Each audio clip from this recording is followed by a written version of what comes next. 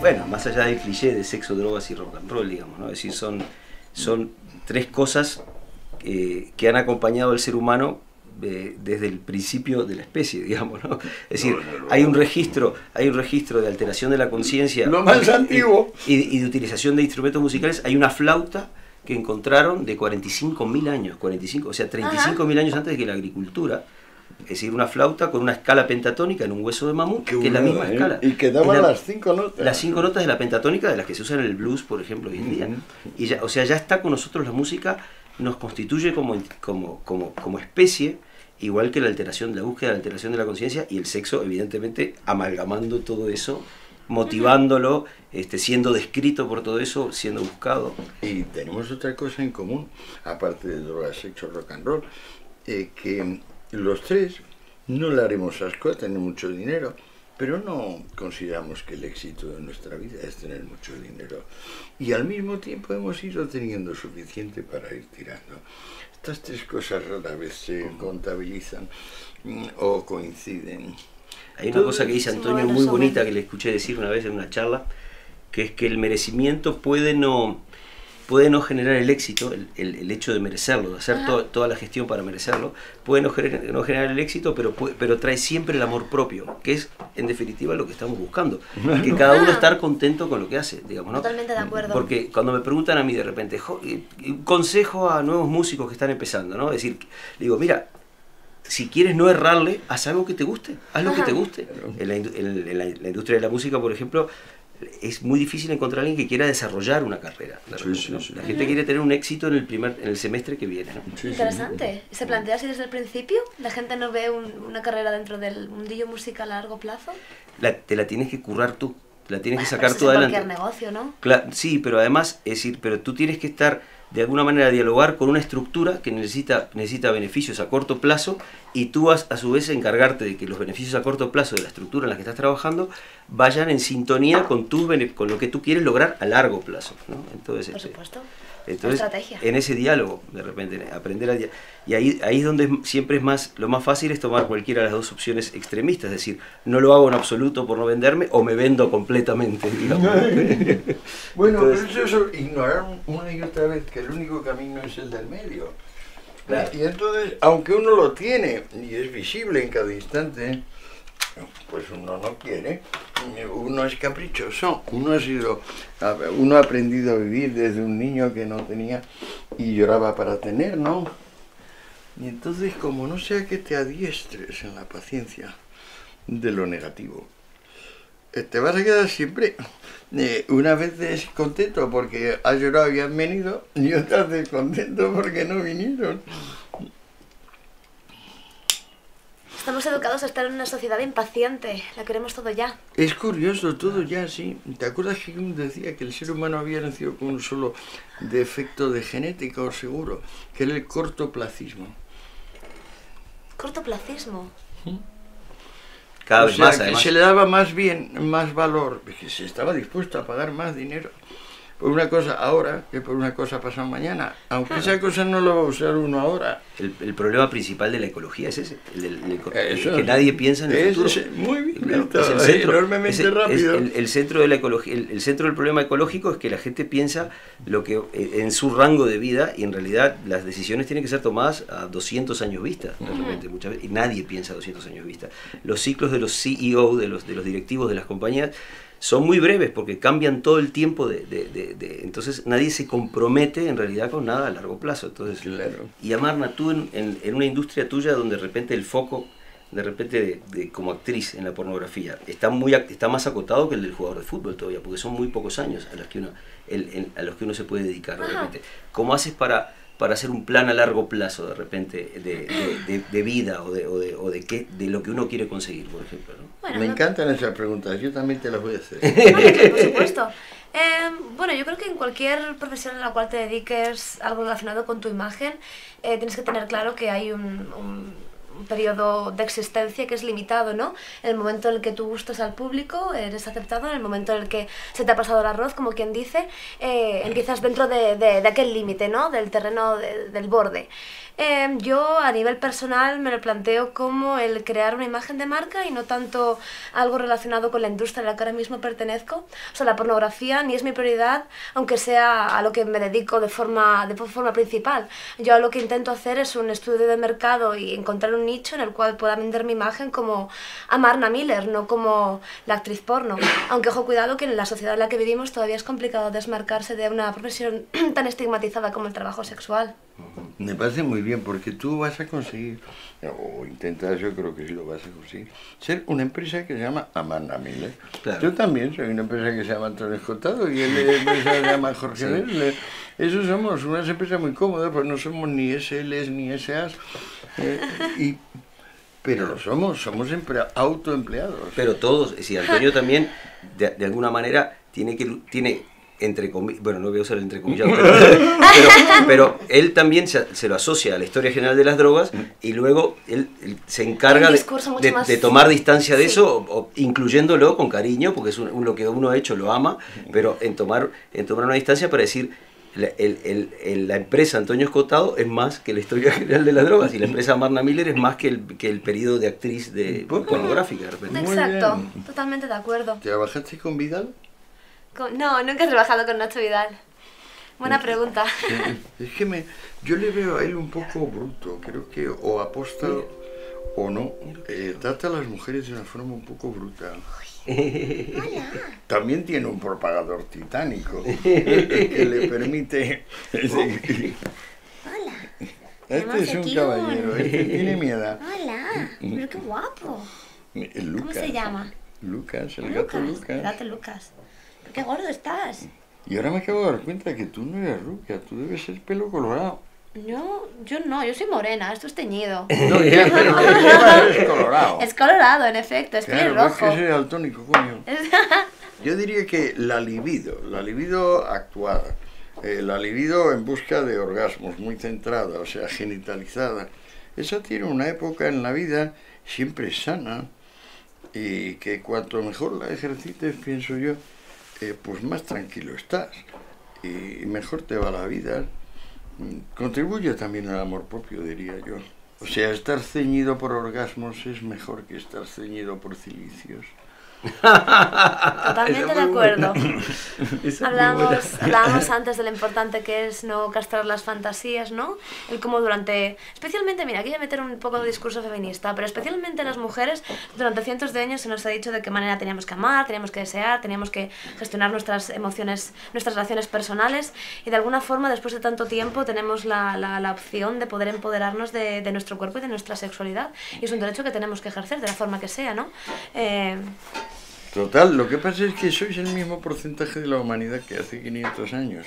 Eso es lo inquietante del tema. ¿Por qué inquietante? ¿Por qué demonios solo ahora? Y yo diría que en gran medida, ayudados por los varones occidentales, la mujer ha conseguido, pues eso, el régimen de igualdad o incluso lo que se llama discriminación positiva. ¿Por qué solo ahora? Bueno, ¿tú crees que estamos en igualdad? ¿Tú crees que la discriminación positiva es igualdad?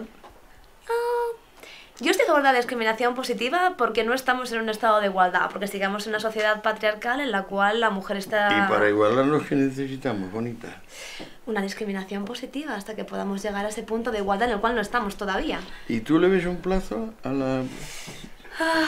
Yo lo veo que va ahí, por lo menos ahora mismo... Está en boca de la gente, está sobre la mesa y se están empezando a plantear políticas o discursos que van en la dirección que yo considero correcta. Me parece que... el feminismo, el poder empezar ¿Pero discriminación positiva indefinida o no? No indefinida, por supuesto que no indefinida. ¿Cuánto de no indefinida? Yo no creo que mi generación lo pueda ver. No te sé decir ¿Cuántos cuándo. años? Él está pensando en la lucha de clases. Está pensando en el conflicto que se pone como pretexto para pasar hacia algo. Yo cada vez que lo escucho decir discriminación positiva, escucho lucha de clases. Discriminación positiva es sentirse favorecido por el rencor de clase. Gran parte de lo que a mí me ha pasado con los enemigos del comercio en general, leyéndolo, es que es hasta qué punto no nos hemos dado cuenta, estamos tan metidos en tantas trincheras, todo el mundo intentando sacar adelante proyectos, intentando conseguir niveles de reconocimiento de diferentes áreas, como lo que te pasa aquí con el feminismo, que me parece buenísimo. Es decir, que no nos damos cuenta de que no hay que ignorar también lo que ya se ha conseguido también, lo que ha pasado en los últimos 150 años de historia. Tienes una visión muy positivista de esto. Yo soy muy conciliador, es lo que te lo decía antes de Sí, empezar. y digo, además hablaremos de todo lo que falta por conseguir, pero también, es decir, a mí me parece maravilloso que estemos en este tipo de charla de repente, pero la podemos tener solo en una octava parte de los países del mundo, de repente, porque hay muchos países donde la pornografía está penada con la muerte, o las drogas, o la transgresión, o la lapidación, o bueno, ser medio judío como soy yo. Bueno, pero estamos hablando de los últimos años, o sea, durante cientos de siglos la mujer ha sido discriminada por el sistema en el que vivimos. ¿Qué más se puede hacer que la discriminación positiva? Hay una opción que es la educación. Pero eso ya va para las nuevas generaciones, no para las que ya estamos aquí. Claro, no. La educación es el centro de toda la historia, en el sentido. Es decir, lo que entiendo que dice Escota en mi rol de puente, digamos, lo que entiendo es que la discriminación es discriminación, punto. Claro. Si sea positiva o si sea negativa, si sea racial, si sea religiosa. Es decir, la idea de él es intentar llegar a un resultado que todos queremos en común sin utilizar una herramienta tan nefasta como la discriminación. Entonces, eso sería ideal, la solución para mí es la educación. ¿De quién depende? La pregunta es, ¿la enfermedad de la discriminación se cura con discriminación? Esa es la pregunta de repente, ¿no? Ya, es una buena cuestión en realidad. Eso es lo que están debatiendo ustedes, ¿no? Jorge, genial, rápida y directa.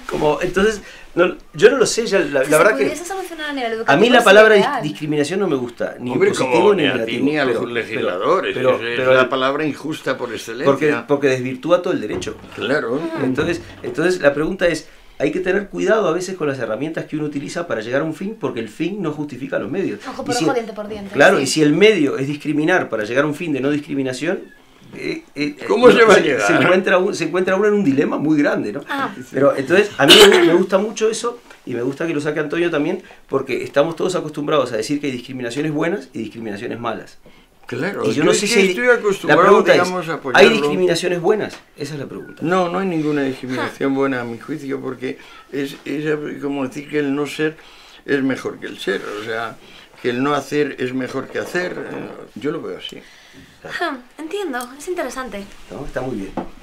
¿Qué pensáis? Mira, tengo una pregunta para vosotros dos. Existe un sector del feminismo que nos dice que la fantasía que viene dada por un contexto patriarcal ha de ser modificada y reapropiarla de una forma feminista. Por ejemplo, vamos a decir que una fantasía de violación que obviamente está creada dentro de un contexto patriarcal en el cual la figura masculina ejerce el rol de poder, es algo negativo que nosotros tenemos que modificar para poder reapropiarla o poder reconducirla, modificarla y que sea feminista. ¿Qué pensáis? ¿Pensáis que la fantasía debe ser reconducida? ¿Cómo la reapropian?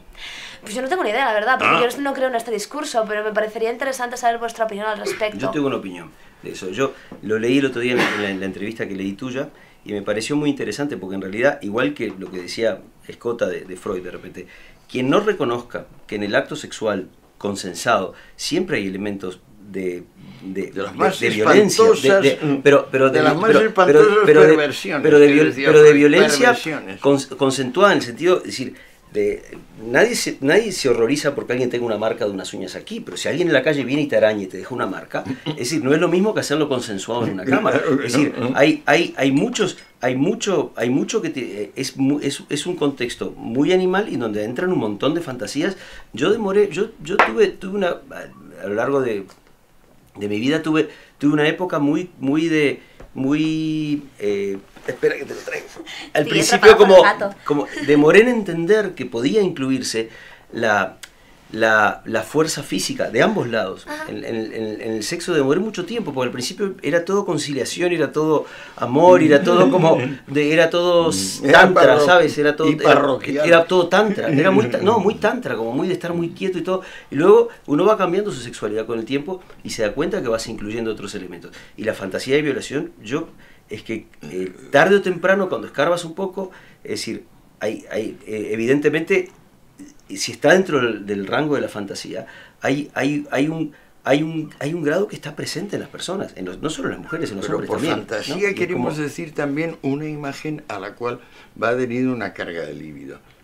Eso es lo que llamamos fantasía, ¿no? Claro, y que es fantasía porque uno no sale a la calle a violar. Sí, la carga de líbido es una imagen más. Uno no sale, claro, absolutamente. Es decir, tiene que producir que las mujeres se humedezcan y los hombres seleccionen, finalmente. Claro, claro. Y claro, hay que tener mucho cuidado de repente, porque claro, en una sociedad que tiene una tragedia tan monumental como la violencia contra la mujer, de repente, me pareció muy valiente lo que decías tú, de hecho ya, que una cosa es lo que hay, una cosa es andar con ametralladoras matando gente y degollando gente, y la otra cosa es que ver a dos niños jugando, a los cowboys, y es decir, cuando uno entiende que es el juego, que es un juego, que básicamente es un juego de roles, tú eres un actor en la cama. Ya, pero si el problema que hay en la conciencia de la personalidad autoritaria es que no sabe jugar. O sea, si pierde se enfada demasiado, si gana se lo toma con soberbia. No sabe jugar, solo sabe guerrear. Eso está buenísimo. Conquistar. Y el común denominador entre lo que dice Amarna y lo que dices tú es que el autoritario o le pega a su mujer de verdad, o no consiente que otra persona juegue a darse cachetazos. Porque no entiende que eso es un juego, y no entiende el rol de la fantasía del juego, y no entiende dónde está puesto. Pero el problema de la personalidad autoritaria es que se difunde en todas partes y se concentra casi mágicamente, diría yo, en el victimismo. De todo tipo, de toda raíz, ¿no? Ahí es como un magneto, ¿no? Que atrae las limaduras de hierro. Una pregunta, el límite, es decir, ¿dónde entra? Porque un indicador, por ejemplo, como el demográfico, que tú usas, que usas siempre para el éxito, para fundamentar de manera correcta el éxito de un sistema. Bueno, ¿no? Lo aprendo de Hayek. Sí, que, por ejemplo, es decir, Inglaterra en el siglo XIX tenía 10 millones de habitantes, ahora tiene 60 millones y tienen mejor nivel de vida cada uno que los 10 millones del siglo XIX. Y Rusia, en cambio, llegaba a los 200 millones y ahora sigue llegando a los 200 millones. Exactamente. Entonces, el sistema no ha funcionado demográficamente. Ahora, la gran pregunta por encima de eso, es decir, la demografía no puede hacer, al mismo tiempo que hace triunfar al sistema, no puede hacer hundirse al planeta. De repente, es decir, ¿tú crees que las soluciones al problema del desborde de la utilización de los medios ecológicos del planeta, es decir, también se pueden, también deben ser resueltos a través de la libertad? Morir de éxito, es disolvernos como una pavesa entre nuestras basuras y nuestros fuegos. Sí, o sea, ¿quién va a parar? ¿Quién va a dejar de querer? Digamos, ¿no? Pues ahí está, hasta ahora ha sido lo inconsciente lo que nos ha guiado.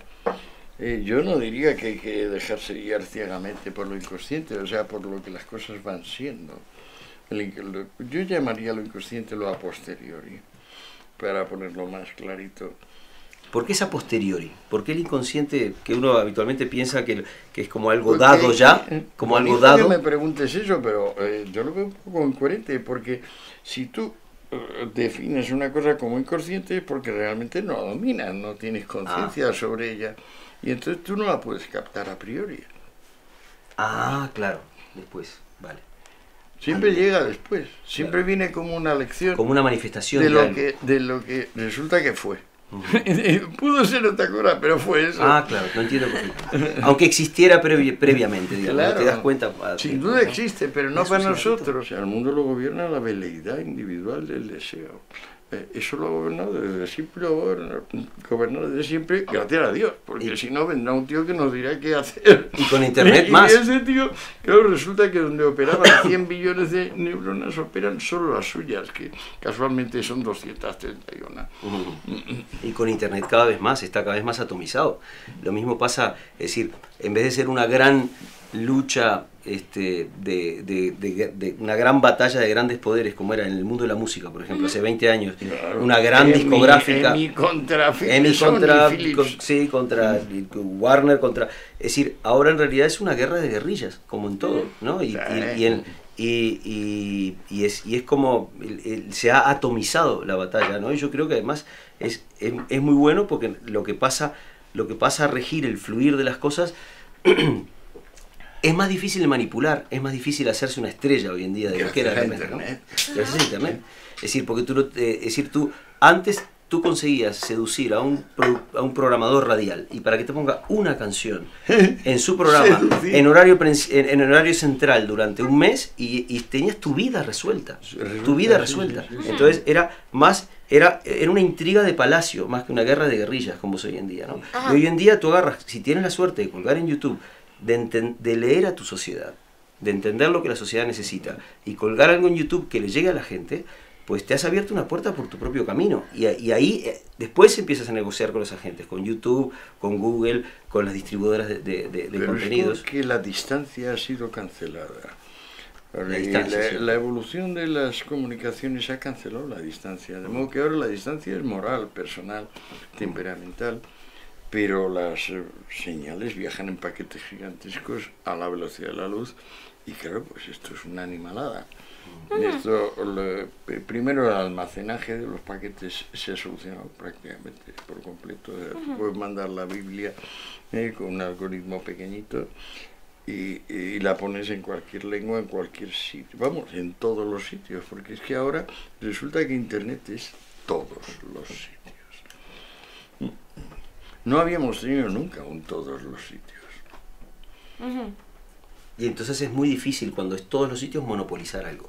Es decir, ahora, perdón, el único que monopoliza, no es cierto, los únicos que monopolizan son las puertas de la Internet, digamos, ¿no? O sea, Google puede ejercer. Google podría ejercerlo, YouTube puede ejercer. No lo ejerce. Sí, yo creo que sí que lo ejerce. Sí, se mete a veces en alguna, y tiene preferencias, pero de cualquier manera el algoritmo propio de Google es su principal enemigo, porque la gente puede buscar de manera puede buscar de manera libre lo que quiere, inclusive en contra de la voluntad empresarial de Google. Y al comprar YouTube lo ha hecho ya eterno, súper bien financiado, o sea, digamos, le ha dado una vida eterna o una vida sempiterna a YouTube, y YouTube ya es la especialización de la red, ¿no? Porque es la red vista. Fíjate que estás diciendo sonido, imagen se combinan. De alguna manera estás diciendo que el monopolio en la época de la difusión tan rápida de la información es complicado, y en la industria pornográfica está ocurriendo al contrario. Ahora mismo estamos luchando contra un monopolio absolutamente gigantesco que está engullendo al pequeño productor y al pequeño pornógrafo. En efecto, tu empresa está muy jodida. En cambio, en los 80 estaba prosperando. En efecto, me hace gracia porque ahora mismo en el porno está funcionando absolutamente al contrario. O sea, el 90% de las productoras mainstream mundiales pertenecen a una sola compañía, que es la que propone de qué manera se realizan las escenas. Y si el porno convencional es tan repetitivo y tan casposo, es porque es solamente una empresa la que lo está controlando. ¿Y tú trabajas con esa empresa? No. Yo tengo que trabajar con esa empresa, eso es todo. ¿Y por qué ha pasado eso? ¿No? ¿Por qué es al revés de la música? Qué curioso, ¿no? Fíjate, la pornografía ha hecho que el cine convencional ha hecho algo que el cine convencional todavía no ha entendido. En vez de intentar destruir la piratería, que es con lo que el cine convencional lleva intentando hacer desde hace siglos, se ha unido a ella. Entonces esta gran productora, esta gran compañía que se llama MindGeek, que compone el 90% de las producciones pornográficas convencionales a nivel mundial, también es la que posee los tubes, las plataformas de distribución gratuita, pues Xtube, Xporn, Pornhub, etcétera, etcétera. Entonces, en vez de luchar contra la piratería, se ha unido a ella, cogiendo parte de su producción. Si tienen Qué talento tienen los gringos, ¿eh? Como se inventan el negocio debajo de las les piedras. Encanta. Qué bestia. O sea, debajo de las piedras. Son los dueños de los canales de distribución gratuita. Qué fuerte. Entonces, cuando tienes... Entonces, ¿de qué cobran? Cobran de viewporn, pero también de la venta de banners, ¿no? Cuando tienes 3 millones de vídeos, te da igual coger 200.000 de ellos, ponerlos gratis en una plataforma de distribución a baja calidad que redirija a tu página principal, de tal manera que un tanto por ciento relativamente grande de esos consumidores que lo ven gratis te acaben pagando por la web. Pero no solo eso, además vas a hacer que todos los competidores pequeños tú les subes su contenido gratis a tus plataformas de distribución, claro. ellos tienen que pagar porque retienes ese Claro, contenido. claro. Y además ellos están ganando dinero por todos los anuncios que están generando a través de estas plataformas de distribución. Así que no solamente te están... Pagar porque retiren los contenidos. En efecto, no solamente te están obligando a ti como pequeño productor a morirte de asco porque te están distribuyendo tu porno de forma gratuita, sino que encima te hacen pagar que tienes un por negocio retirarlo. Es un negocio delicado. redondo, es un negocio redondo y es un monopolio que yo no sé Bueno, cómo vamos a romper. el cine convencional tiene mucho que aprender. El hackeo del comercio es una de las herramientas dentro del propio comercio, en el sentido de que el comercio entiende que tú de repente puedes romper alguna de las leyes que están preestablecidas y establecer una nueva ley. Ajá. El sistema funciona, el sistema de comercio funciona de una manera biológica, por decirlo de alguna manera, en la cual la idea que sobrevive se abre camino. Es decir, de repente hay muchas personas que quieren hacer porno independiente por su cuenta, pero de repente tú sales adelante porque lees la sociedad de alguna manera, entiendes sus necesidades, sus fantasías y las aportas. Entonces eso se desarrolla, ¿no? Si hay algo que no hay en la naturaleza, a pesar que a veces uno lo anhelaría, no hay un control superior. Es decir, está todo limitado a La pretensión de control es Claro. la única forma de echar arena a los ejes del sistema. Entonces, ¿debe haber una ausencia completa de control? Ahí está, que los controles son difíciles de establecer, Jorge. Es evidente que hay que regular, pero hay que regular con sentido, con criterio. Es difícil, es como mucho más complicado que en la vida práctica. O sea, un padre de familia, una madre de familia van decidiendo día a día qué comprar, cómo decir a sus hijos, cuando se trata de países de cientos de millones de personas, con la complejidad de movimientos que ahora tenemos y también sobre todo la complejidad de movimiento de información que ahora tenemos, pues claro.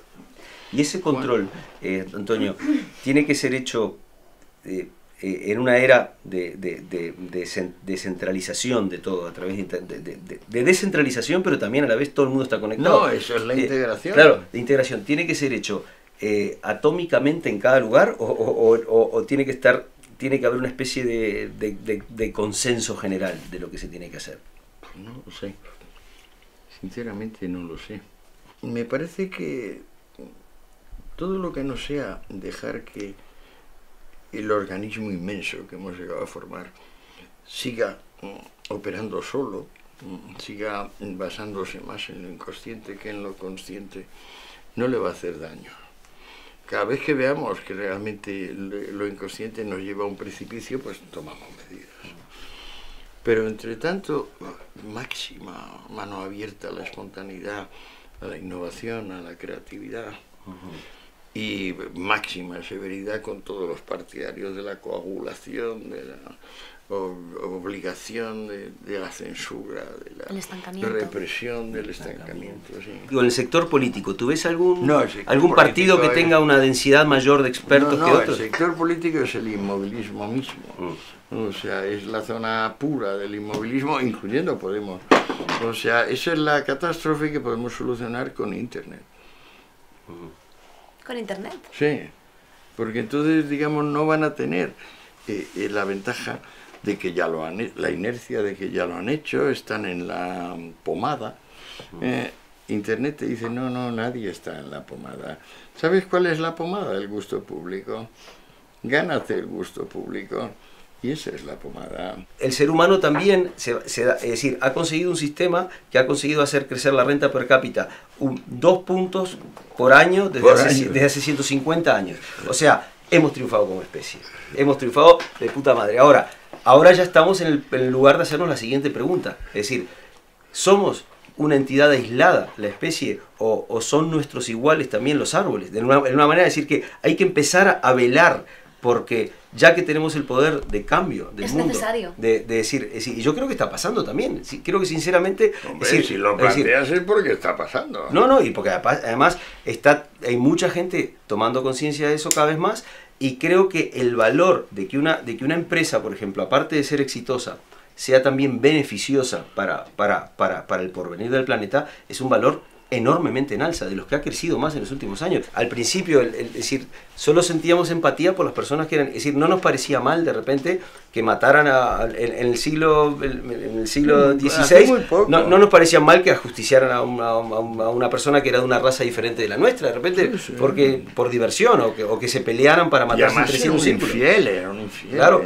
es decir, y de repente ese círculo se extiende a los de nuestra nación y ese se extiende a toda la humanidad, y ahora yo creo que estamos en el momento de aplicar la teoría de la libertad y la concepción de la realidad a entender que somos parte de un sistema que nos excede y que nosotros somos una parte chiquita, nada más de Totalmente de eso. acuerdo. Y de entender Somos la parte consciente y de entender que del una- enorme inconsciente que ha producido esto. absolutamente, estamos midiendo la eficacia del sistema porque limitamos el círculo empático a la especie humana. Entonces la pregunta mía, los círculos empáticos han ido creciendo desde que el hombre primitivo solo sentía empatía por los 6 que vivían en la cueva, luego por los 60 que eran parte del clan, luego por los 200 que eran parte de la tribu, luego por los 1000 que eran parte de la protociudad, luego por la nación, va creciendo hasta que el círculo empático del hombre hoy en día, me parece a mí, igual es un delirio, pero debe medir además los efectos que tiene en las cosas que les pasan alrededor, y el capitalismo está empezando a incorporarlo. De hecho hay un montón de empresas nuevas como la de Elon Musk y todas estas Tesla que incluyen como una variable el daño o el beneficio que tenga tu expansión personal y económica en referente al daño o beneficio que produzca en la biosfera. Es decir, cuando decimos que triunfó un sistema, medir la huella de ozono y que sea una variable dentro de las variables de éxito de un sistema. De acuerdo completamente. Jonathan, mi amigo, me decía que todos los cálculos que damos demográficos y de renta están sesgados porque no introducimos la cantidad de recursos irrecuperables absolutamente que se están gastando en cada momento. Y ese punto eso es clave. Contablemente es muy posible. Y lo está con empezando las a hacer. máquinas es muy posible y estoy seguro que se va a hacer. Pero ¿qué diferencia entre capitalismo y estado de cosas? No entiendo la pregunta. Sí, ¿qué diferencia hay entre el capitalismo y lo que pasa? Y lo que hay. Lo que ha pasado donde. Lo que está pasando en todas partes, ahora mismo, aquí y en el vecino y en los demás. Es una pregunta retórica, la vas a contestar tú, ¿no? Porque yo no la sé. entre lo que pasa... ¿Qué diferencia hay entre capitalismo y realidad? ¿Esto es de verdad un capitalismo? Esa es la pregunta. No, es que no veo ninguna diferencia entre lo que llamamos capitalismo y lo que va siendo el mundo. Ah, vale. Vale, lo entiendo. La menor diferencia. Claro. Lo que va siendo O sea, hay una pequeña parte que protesta. Perdona, define mundo antes. Mundo, realidad de las cosas, conjunto de las opiniones. Pero el mundo incluye, aparte de la especie, incluye a la biosfera. O sea, de repente decir, no cuento con los virus ni con los, digamos... pues eso es discriminación positiva. El Octorhinus lactapazus de Australia, ¿sí? Pues no estás discriminando positivamente desde el punto de vista de tu especie. ¡Oh, Dios mío, no! Volvemos a discriminación positiva.